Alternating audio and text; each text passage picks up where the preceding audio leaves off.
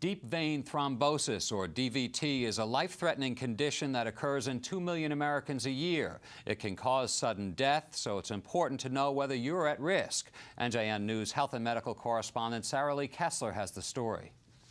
Deep vein thrombosis, or a blood clot in the legs, can occur suddenly.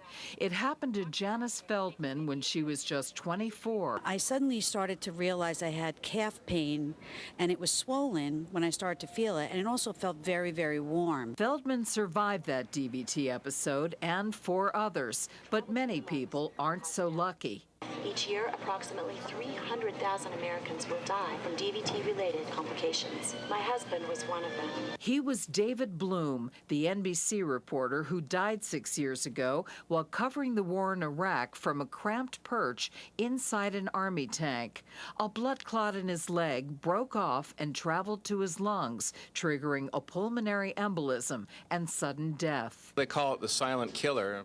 Dr. Alan Graham, who's chief of vascular surgery at Robert Wood Johnson University Hospital in New Brunswick, sees it all too frequently. And what causes vein thrombosis is purely related to risk factors. DVT risk factors include decreased mobility following surgery or during extended air travel, obesity, smoking, varicose veins, being over age 40, or having a family or personal history of blood clots. The good news is that DVT is preventable and treatable.